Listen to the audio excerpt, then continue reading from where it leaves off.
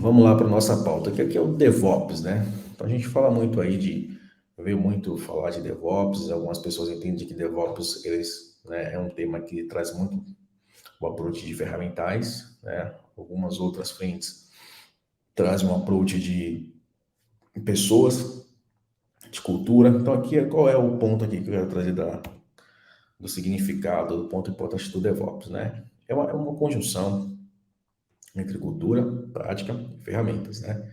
Então, não somente automatizar a sua esteira de desenvolvimento de sistemas, a sua esteira de entrega de novos produtos, existe uma perspectiva onde as áreas precisam trabalhar em conjunto, né? Então, você tem uma união muito forte entre a área de desenvolvimento, né?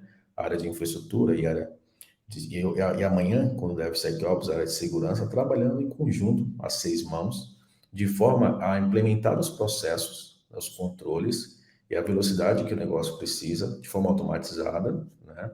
E que, um pouquinho muito importante a parte de cultura, né? Uma vez que não adianta a gente ter automação se a mindset das equipes não estejam vinculado a entender que é um time agora heterogêneo, né? Que as equipes trabalham de forma conjunta, buscando ali ter uma maior agilidade de negócio, buscando ter uma maior performance, né, na sua esteira como um todo. A prática é a capacidade de execução, né, das equipes conseguirem implementar tecnologias, implementar processos e evoluir esse processo, né, sempre que possível, né? E ferramentas é um conjunto de tecnologias aí do próprio CI/CD, que é o Continuous Integration, Continuous Deployments, né? Delivery and Deployments, né? Que são os processos que fazem com que aconteça na prática a automação de uma esteira e todo o pipeline dela. Então, aqui, tratando dos papéis, nós temos o business aqui no centro, né? Que é o nosso principal interessado, né? E beneficiado de todo esse approach de DevOps. E temos aqui as pilares, né? Então, desenvolvimento, olhando aqui já um viés um pouco de DevSecOps, na segurança e operações. E essas áreas, essa estrutura, essas torres, elas têm alguns desafios, né? Começando aqui pelo time de desenvolvimento, o desafio da equipe de desenvolvimento é construir rápido. E essa rápida construção está muito ligada às demandas que o business traz para essa área, né? Então, a área de negócio, ela está sempre demandando bastante para a área de desenvolvimento, construir novos sistemas, novas aplicações, buscando acelerar suas vendas, buscando acelerar aumento da sua carteira de clientes, né? E naturalmente a obtenção de lucro, né? E escala perante o mercado. Então, a área de desenvolvimento ela está sempre puxando, sempre tentando ali ter um pouco mais de velocidade e ser menos impactada possível pelos os controles e processos, tanto que envolve as equipes de infraestrutura, quanto que envolve as equipes de segurança da informação. A equipe de segurança, muito claramente, tem o papel de garantir a segurança, os pilares, né, da integridade, a disponibilidade, a confidencialidade dos dados, né, garantir que todos os sistemas que nasçam, né, possam nascer garantindo segurança, não gerem novas vulnerabilidades, nem sejam pontos de entrada aí para malwares ou para ataques cibernéticos em escala, como tem acontecido aí nos últimos tempos, principalmente no Brasil, que ultimamente tem sido alvo aí de vários ataques, né, avançados, né? E aí a equipe, né, toda a parte de operações do Ops, que é a ponta lá de infraestrutura, que é manter a estabilidade, escalabilidade, né, a tolerância à falha do ambiente, um ambiente que seja capaz de suportar altos workloads, né, um ambiente que seja capaz de receber novas demandas e conseguir, né, processar em escala sem gerar impacto para o business através de disponibilidade e tudo mais. Ainda mais que atualmente as empresas têm aplicado muito no seu dia a dia a marketing digital, né? E aplicar o marketing digital, desenvolver o marketing digital, acaba demandando, né, uma maior capacidade de infraestrutura de responder rápido a essas demandas que muitas vezes são imprevisíveis, né? Em eventos também como Black Friday e outros eventos de mercado aí que acabam puxando mais esses ambientes. Então, trazendo aqui para o conceito da nossa pauta, né, conceituando aqui um pouco do DevSecOps, nós temos aqui alguns pontos, né? Primeiramente, ele estende a vantagem do DevOps, né? Então, o DevOps ele traz aquele approach do automação, do Continuous Integration, Continuous Delivery, que já são temas muito difundidos no mercado, né? Que você tem um pipeline que você possa automatizar o processo do seu desenvolvimento de software, desde as etapas iniciais de concepção do código, de desenvolvimento, onde as equipes de desenvolvimento vão começar a construir efetivamente seus códigos, desde esse código passar para o ambiente de homologação, né? E depois, no futuro, ir para o ambiente de produção. Essas etapas que conseguem esses três grandes ambientes e todas as etapas do nascimento do código até ele ir para a produção, de forma automatizada, onde as equipes de desenvolvimento, infraestrutura e segurança, ambas fazem parte de todo esse processo, fazem parte do pipeline, nós denominamos esse processo como DevSecOps, né, em geral, na perspectiva um pouco mais técnica. E aí, para você ter isso na prática, na cultura, onde a gente vai trabalhar com os líderes, né, que vão patrocinar, vão investir, para que essas equipes que estejam, né, trabalhando muitas vezes em áreas diferentes se convertam em trabalhar como um time integrado, né? E aí que é o grande segredo da perspectiva de cultura ser muito importante. E aí, quando você estende as vantagens do DevOps, que é basicamente a redução, né, do tempo para colocar um projeto de pé em produção, você vai ganhar aqui incluir a agilidade e rápida resposta ao processo de segurança. Por quê? Porque o DevSecOps nada mais é que você, nessa esteira que já existe do DevOps, você incluir os controles e processos de segurança dentro do pipeline de desenvolvimento de sistemas. Então, a gente integra a segurança antecipadamente no processo de desenvolvimento de sistema, né? Security Development Lifecycle, que é esse acrônimo aqui do SDLC. E permite, então, que nesse processo de desenvolvimento, de ciclo de vida de desenvolvimento, você implemente, né, controles, etapas de segurança visando a proteção efetiva, né, do seu código, a proteção efetiva do seu sistema. Então, em tempo de construção, se a gente for fazer aqui um parêntese, uma comparação um pouco do modelo clássico, como é que acontece normalmente? As equipes de desenvolvimento desenvolvem seus sistemas com base nos requisitos de negócio, né? As equipes de desenvolvimento colocam o sistema em homologação para que a área de QA e business façam seus testes para validar o seu código, validar se aquilo que foi solicitado como requisito para o sistema foi entregue, foi implementado. Então, essa etapa de validação acontece por parte da equipe de negócios e equipe de tecnologia. E, por fim, muitas vezes, as empresas ainda não implementaram processos de validação de segurança, como, por exemplo, checar se existem vulnerabilidades naquele sistema, checar se existem falhas sistêmicas que possam gerar algum nível de risco para o negócio ou para o ambiente que se quer proteger. Então, muitas vezes, acaba se fazendo o quê num processo clássico? A equipe de sistemas normalmente demanda, abre um chamado ou abre uma requisição para as equipes de segurança, onde elas vão fazer normalmente um teste de vulnerabilidade, uma análise de vulnerabilidade, e outras vezes o pentest também, um teste de invasão naquela aplicação em ambiente ainda não produtivo, visando, né, detectar, né, e mitigar algum nível de risco que aquela aplicação, quando for para a produção, gere, e aí tem que acionar as equipes de CSIRT, todo aquele processo de segurança quando ocorre algum evento de segurança de informação.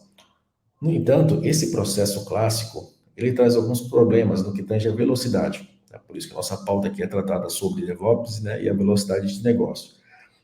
Esse chamado, essa requisição como fosse uma atividade operacional e não como parte do processo, acaba gerando um timing maior para as equipes, normalmente de segurança, responder. Os SLAs são maiores, né, então até ir para a equipe de segurança, depois volta com as vulnerabilidades. O desenvolvedor vai ter que olhar o código, vai ter que avaliar qual é a vulnerabilidade. Normalmente isso vem num relatório mais clássico, né? Tentar corrigir, volta de novo, abre chamado com a área de segurança, submete o código novamente do sistema, e aí fica nessa, muitas vezes vai e volta algumas vezes, até que o código ou o sistema esteja seguro para poder ir para a produção. E esse processo de abrir chamado, espera CLA, devolve, além dele ser bastante operacional, manual, né, e consumir tempo das equipes, entre que abrir chamado, fechar, avaliar, testar, ele acaba tirando agilidade de business. O que muitas vezes, acho que aqui alguns de vocês devem vivenciar isso aí no dia a dia de vocês, por conta desse processo, as áreas executivas, os líderes acabam muitas vezes bypassando os processos de segurança para poder realmente colocar um produto no ar, né? E isso acaba incorrendo em outros riscos, muitas vezes desmotiva as equipes de segurança, porque entendem que o processo não está sendo seguido, e fica uma coisa que no dia a dia acaba não sendo muito aplicável, né? E aí, e com o DevSecOps, o que é que nós queremos, né? O que nós queremos trazer, né? Processos dentro do ciclo de vida de desenvolvimento de sistemas, etapas e ações para que a gente possa detectar e mitigar de forma automática, no self-service, ou seja, o próprio desenvolvedor consegue ver no momento que ele está interagindo com a esteira e tomar as ações técnicas para a correção das vulnerabilidades com base no nível de risco, né, que a empresa queira adotar, né? Que nível de vulnerabilidade ela quer aceitar, até onde ela entende que aquilo é algo que bloqueia ou não, até onde a organização entende que aquilo pode, né, seguir em frente ou deve ficar no ambiente ainda controlado até que esteja seguro o suficiente para seguir as próximas etapas. Então, o DevSecOps, ele é um processo de comunidade, de equipe, não uma pessoa. Então, não tem uma pessoa que, eu sou a pessoa de DevSecOps. Não, eu faço parte de um squad, eu faço parte de um time de DevSecOps, onde eu vou ter tanto membros de infraestrutura, quanto eu vou ter membros de segurança e membros de desenvolvimento. E ele trabalha como equipe, né, de forma a conseguir automação e autonomia da segurança no ciclo de desenvolvimento de sistemas, como eu acabei de comentar. Então, a gente consegue ter automação, conseguimos ter autonomia da segurança dentro do SDLC e, por fim, a gente consegue ter o quê? A escala, a segurança em escala. Por que a segurança em escala? A gente vai comentar um pouco mais para frente, mas no momento que eu tenho ali meus processos de segurança dentro do ciclo de vida e desenvolvimento de sistemas automatizado, eu consigo agora disparar talvez 5, 10, 15, 20 análises de código, por exemplo, ao mesmo tempo. Detectar essas falhas de forma automatizada, trazer o feedback para o desenvolvedor em um processo quase que real time, e eles conseguem atuar na correção e seguindo em frente. E aí, então, a equipe de segurança ela consegue penetrar na esteira de forma automatizada e escalar. Então, não vai falar, poxa, eu abri 5 chamados para a área de segurança para poder analisar a vulnerabilidade do sistema, né? No entanto, lá só tem um analista que para poder rodar o scan no código. E se esse analista não consegue ter outras atividades operacionais, muitas vezes nós sabemos que as equipes de segurança são enxutas, né? E você acaba não tendo um profissional para fazer resposta a incidente, fazer blue team, red team, gestão de acessos, né? Então, muitas vezes essas mesmas pessoas elas tocam várias atividades dentro da segurança. E quando entra a parte de application security, que vai estar dentro do escopo aqui do DevSecOps, acaba sendo uma atividade que é despriorizada, que gera muito risco, uma vez que, em termos de capacidade, as organizações acabam não tendo, né, pessoas suficientes e escala para poder realizar as atividades. E aí que vem uma outra vantagem do DevSecOps, que é você conseguir trazer a segurança em escala. E a função do DevSecOps, numa linha aqui, é implementar controles no SDLC, né? Novamente o acrônico, né? Security Development Lifecycle, que é o processo aí, né? Ciclo de vida de desenvolvimento de software, para validar, auditar códigos e artefatos como parte do pipeline, né? Ou seja, da esteira do CI/CD. É um dos cores aqui, nos core explanations, a respeito do que é a função do DevSecOps. Avançando aqui, nós temos algumas etapas, né? O que esse pipeline traz? O que eu posso entender, Bonfim, no contexto de aplicação disso? Aqui tem esse ciclo DevOps aqui que é muito conhecido, né? Desde começou a falar de DevOps e construir aqui essa visão, né? Do build, code, planejar, monitorar, operar, fazer o deploy, testar e manter isso de forma cíclica. Por isso esse 8 aqui na linha de infinito, né? Símbolo de infinito para mostrando que isso é cíclico. É só sempre seguir esse processo, né? Build, code, plan, monitor, operate, deploy. Vai seguindo aqui essas linhas. E aí, como é que eu implemento a segurança, né? Então, você comentou que tem um CI/CD, que é um pipeline, algumas ferramentas aí, talvez para as pessoas assim acharem, né? Você tem aí Circle CI, tem o Jenkins, né? produtos aí que são conhecidos de mercado para você automatizar suas esteiras de CI. E aí, no momento que eu plugo a segurança, existem alguns processos, eu aqui trouxe alguns mais famosos, mais conhecidos, mas você pode implementar vários controles no pipeline, de forma a se conectar com cada etapa dessa aqui, descrita no desenho aqui do, do, do, do infinito, do DevOps, garantindo etapas de segurança que normalmente seriam manuais, que consumiriam talvez dias ou semanas para que fossem executadas, né? Que ainda poderia trazer alguns riscos operacionais da execução repetitiva, trazer erros, e que você consegue implementar de forma automatizada na esteira, ganhando a escala que eu comentei no slide anterior. Então, aqui um dos processos aqui embaixo, eu vou comentar cada um deles, nós temos o SCA, que é o Software Composition Analysis. O que é que o SCA faz? E aí tem algumas ferramentas de mercado, eu vou dar aqui alguns exemplos, e aí cada organização, até fazendo um parêntese, sobre investimento. É possível fazer todo o pipeline de DevSecOps, né, usando software livre.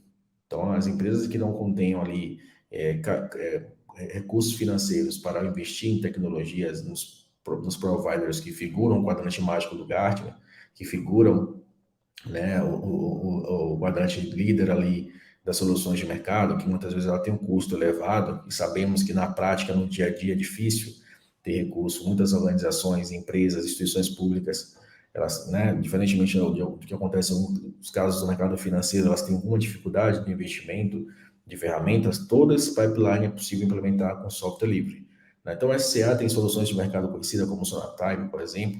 Ele permite você avaliar os componentes de terceiros que estão dentro do código, que para nós da área de segurança é um problema muitas vezes, né? O desenvolvedor ele coloca um plugin ou um componente de terceiro dentro do código para implementar alguma funcionalidade, e muitas vezes aquele componente ele é o ponto de entrada da vulnerabilidade, né? Por exemplo, pode, dependendo do componente a ser implementado no código, pode abrir espaço para um ataque de SQL injection. E às vezes o código que o desenvolvedor construiu está seguro, mas o componente que ele usou de terceiro, que muitas vezes não tem licença, ele pegou na internet e inseriu no código dele, é muito difícil a equipe de segurança conseguir detectar isso de forma manual. Muitas vezes o skill de desenvolvedor não está dentro da área de segurança, né? Não ainda é incomum você ver profissionais com skill de desenvolvimento dentro do time de segurança. Então, encontrar esse tipo de desvio dentro da aplicação acaba sendo mais difícil. Normalmente, lá no pentest, que vão se detectar em alguns casos que aquela vulnerabilidade que foi explorada foi por conta de um componente de terceiro, né? Só que isso já foi para produção, ou está em homologação, está muito mais tarde na esteira e custa mais caro. Quanto mais tarde a gente encontra, né, falhas, ou bugs ou vulnerabilidade em nossos sistemas, como eu digo mais tarde, quanto mais próximo do ambiente de produção, mais caro fica, porque você gasta mais tempo para lançar o seu produto, né? Muitas vezes gasta mais esforço para poder recodificar e retestar tudo, e isso acaba gerando um atraso aí em toda a esteira, né? Todo o pipeline. Então, o SCA, ele principalmente olha para os componentes. Então, quando vocês ouvirem essa acrônimo, o SCA na esteira é avaliar componente de terceiro, plugins e outros componentes, tá, pessoal? Olhando aqui para a parte de Static Application, que é o SAST, Static Application Security Test. Qual a função do SAST, tá, nosso pipeline DevSecOps?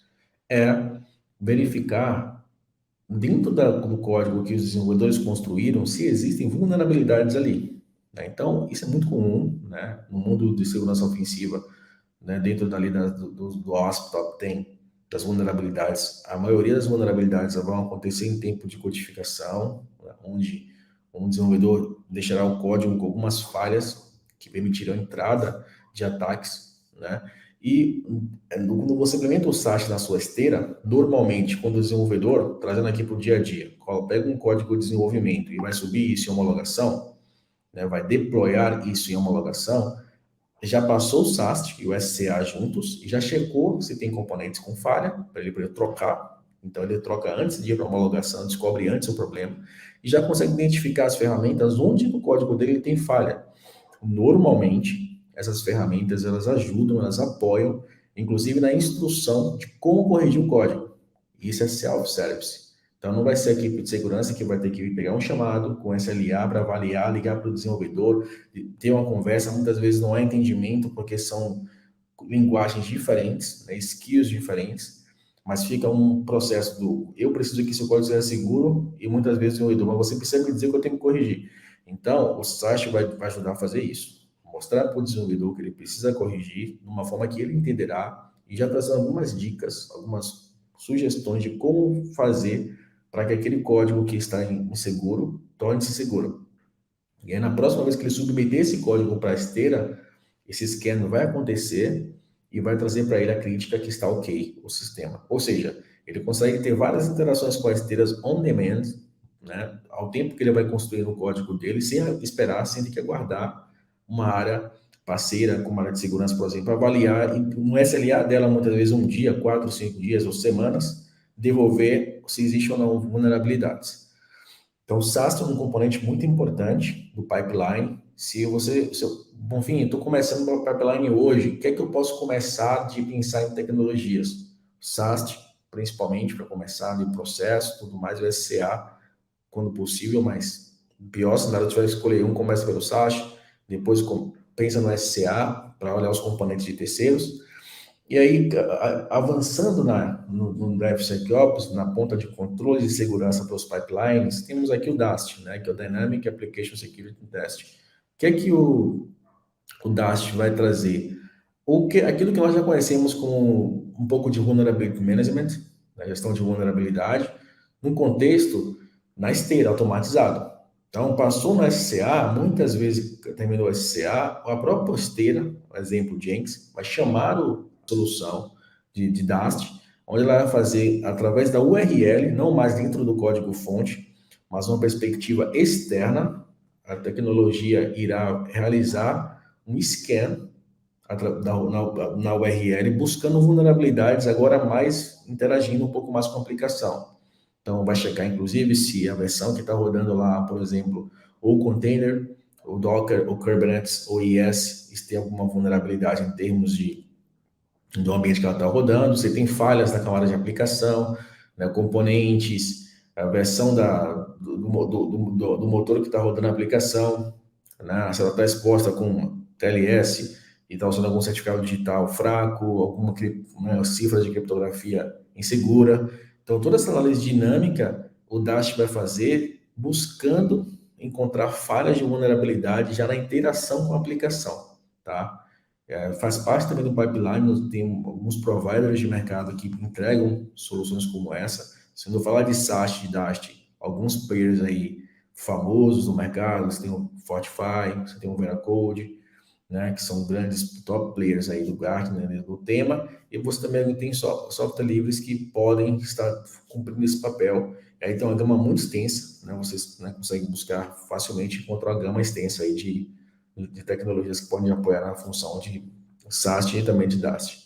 Aí, por fim, aqui dos macro points aqui ligado ao DevSecOps, nós temos aqui também o IAST, que é o Interactive Application Security Test, que é basicamente uma automação de algumas etapas, ou do SAST ou do DAST, que busca encontrar uma análise interativa com a aplicação, possibilidade de falhas, né? Então, você consegue automatizar alguns testes, algumas análises na aplicação, algumas interações com a aplicação, de forma a detectar falhas em seu sistema e, de novo, antecipar essa detecção através da interação. Então, interagindo com a aplicação, navegando, clicando, ali você encontra espaço para alguma vulnerabilidade, né? E aí vocês conseguem antecipar essa correção, antecipar esse ajuste antes da produção.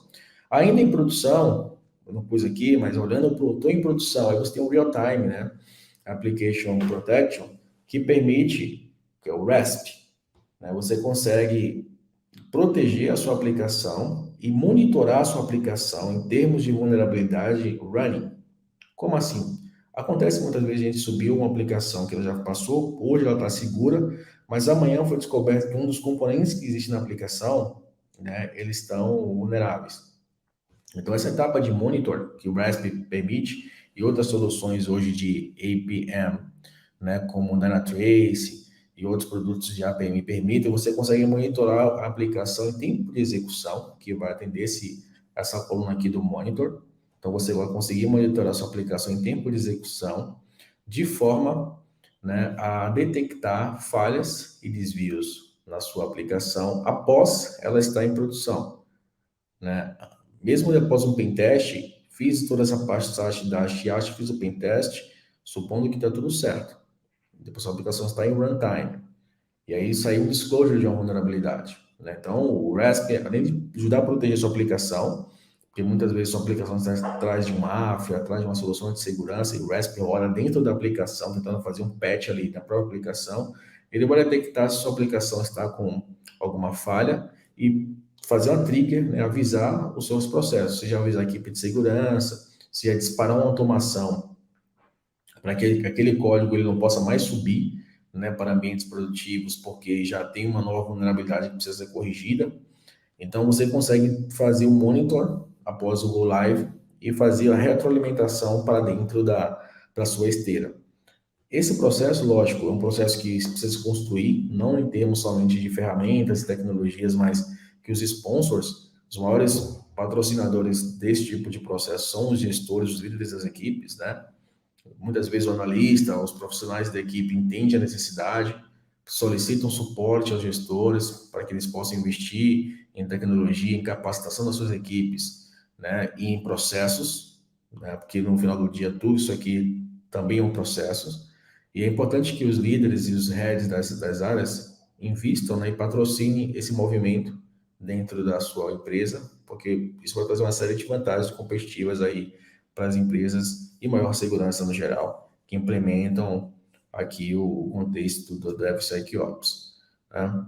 Olhando, e aqui ainda sobre a pipeline, sobre toda a parte de processos, etapas, o mais importante, além de tudo, de toda essa implementação do pipeline, toda essa implementação de ferramentais, é que as equipes de segurança vão conseguir, nesse momento, sair um pouco do operacional ou implementar etapas que antes não eram possível fazer, porque o manual disso aqui acaba sendo muito custoso, como já fomos discutindo anteriormente, e leva muito tempo. Então, as equipes de segurança vão conseguir transpor o papel operacional e conseguir fazer uma visão mais tática, né, ou até mesmo estratégica da segurança, implementar novos controles, buscar evoluir outros processos. E o DevSecOps ele não está somente, pessoal, na linha de desenvolvimento de sistemas. Esse é um dos pontos que eu trouxe aqui para a nossa agenda, mas leia esse DevSecOps olhando para a automação de gestão de acessos também, quando eu quero automatizar processos de gestão de acessos, o IAM, né? Eu trazer automação para meus processos de segurança, que muitas vezes são manuais em geral, né? Então, você pode também estar automatizando esses provisionamentos de permissionamento e provisionamento de ambiente, né? Então, eu quero sempre instalar um endpoint security, eu quero controlar algumas ferramentas de proteção de endpoint, um EDR, um EDR, não um EDR, ou qualquer outra tecnologia, eu quero que isso seja automatizado no meu processo de pipeline de desenvolvimento. Se eu estou trabalhando com aplicações ou servidores clássicos, eu posso implementar uma automação que sempre que um servidor novo for feito um deploy, eu faço a instalação de uma série de ferramentas utilizando tecnologias de mercado, né, como o Ansible, que agora você tem o Ansible AWX, né, que é a linha open source, ou o Ansible Tower, que é o Enterprise da Red Hat, por exemplo, mas você pode usar o Ansible, pode usar o Terraform e outras tecnologias para você implementar o Security as a Code, né, que aí você conseguir realizar automação de processos de segurança dentro do pipeline das suas entregas, seja de sistema, seja um release de um servidor, seja automação de permissionamento, são possibilidades e aplicabilidades aí para que, né, você consiga trazer uma agilidade para o negócio e a área de segurança ela não fique sendo vista como talvez ali um cotovelo, né, ou algum ponto que trava a evolução das esteiras das empresas, tá bom? E vindo aqui para um ponto aqui dos benefícios, né? Dos benefícios em geral que a gente acaba colhendo quando a gente implementa o DevSecOps na velocidade de negócio, o que é no final aí o resultado dessas ações, das equipes trabalharem em conjunto, não mais em silos, segurança, né, infraestrutura e desenvolvimento, mas equipes multidisciplinares, todas com foco ali de entregar melhor para o negócio, de trazer mais resultado. O que a gente ganha com isso? acelera o time to market, né? Talvez o tempo que uma aplicação demoraria, desde um processo de concepção, desenvolvimento, homologação, produção, fosse 6 meses, um ano, talvez isso caia para 2 meses, um mês, dependendo da quantidade de requisitos e features, né? Mas 2 meses, 3 meses. E o que as fintechs vêm fazendo aí, algumas empresas estão nascendo do setor financeiro, algumas fintechs, algumas startups, têm implementado esses processos em cloud, né, ou em ambiente on-premise, mas a maioria acaba nascendo de cloud, já utilizando esses serviços de pipeline de segurança e infra automatizado, e vem ganhando muita velocidade, então eles conseguem fazer vários releases por semana. Então, o time to market não somente é o tempo de entrega final, mas eu posso também ter várias entregas, vários releases ao longo de uma semana, ou plugando com o modelo ágil, eu consigo fazer entregas por sprints. Então, eu tenho uma sprint semanal, uma sprint quinzenal, posso fazer releases semanais, porque o meu processo já garante boas práticas de segurança, boas práticas de desenvolvimento de sistemas, porque ali naquele pipeline que eu mostrei no slide anterior, você tem etapas também de QA automatizado, que é checar bug do código, por exemplo, que tem algumas ferramentas de mercado bem conhecidas, como o Sonar Cube, por exemplo, né? Eu posso detectar bugs que geram falhas e indisponibilidade de produção, então também eu vou ganhar essa capacidade de reduzir a curva de falhas do meu sistema e vou conseguir entregar em ambientes automatizados, pensando em infraestrutura, né, na ponta de infra, ou usando Jenkins ou Ansible, ferramentas que deployam em um ambiente de produção de forma automatizada, sem precisar que o analista tenha que copiar e colar um monte de componentes, né, copiar e colar site, lembrando aí do quando os times fazem release, né, copiar o webconfig, fazer tudo aquilo na mão, não precisa mais, porque você agora pode ter tecnologias como Ansible, como Jenkins e outras do mercado, Terraform, fazendo deploy automatizado, né, nos ambientes dev, homologação e produção, e automatizando todo esse time, que muitas vezes a equipe de infra pede semanas, 2, 3 semanas para fazer o release de ambiente, e você pode aí produtizar o seu ambiente de produção, versionar sua infraestrutura e conseguir também automatizar seus processos. Então, em geral, o DevSecOps, ele, né, reduz o time to market, no tempo de você conseguir lançar mais rápido as suas ideias de negócio em produção, reduz o tempo entre releases, como eu comentei, né? Você consegue rapidamente ter mais releases de forma mais ágil, sem ficar tão travado na burocracia, né? E preso nos processos clássicos, que são para o bem, mas sem um approach de DevOps, você acaba dando uma lentidão maior. Você elimina o risco operacional e humano, né? Uma vez que você interrompe essa questão de atividades manuais, de você acabar tendo que fazer todos os testes manual. Imagina uma empresa que tem 10, 15 aplicações, 10, 30, 50 chamados para serem atendidos e a mesma equipe. Certamente alguma coisa pode passar batido, né? Alguma coisa pode não ser observado devido a ser manual, devido a todo o processo ocorrer de forma manual. Então, esse é o risco. Aumenta a cobertura, né, de segurança, então você tem um security coverage maior, ou seja, você consegue garantir que quase 100%, se todas as suas aplicações e seus processos estiverem dentro desse contexto de DevSecOps, você tem uma cobertura maior da segurança da informação dentro do contexto da instituição financeira, ou privada, ou pública, então você tem um maior coverage, e por fim, você consegue ter a segurança em escala, né? Ou seja, a área de segurança agora é escalável junto com o business. Então, se eu abrir amanhã 10 projetos, tiverem squads de modelo ágil, né? Scrum tem 10 comunidades, squads, cada squad construindo o seu código separado, a equipe de segurança está tranquila, porque a esteira ela está garantindo os processos, inclusive, gente, auditoria. Se aquele sistema implementou trilha completa de auditoria, você consegue implementar esse tipo de controle na esteira para saber se a trilha está implementada. Então, você consegue fazer uma série de validações e garante a escalabilidade da área de segurança. Então, se tiver 10, 15, 20 squads trabalhando, a equipe de segurança será capaz de não se preocupar porque a esteira que ela implementou, o modelo DevSecOps, o trabalho em conjunto, vai garantir que ela esteja presente em cada um desses squads, dessas demandas, sem se preocupar se está com algum ponto de sombra ou não, tá? Então, esse é um pouco aí da visão do que o DevSecOps pode trazer, né? Escalar as empresas. E agradeço aqui o tempo com vocês.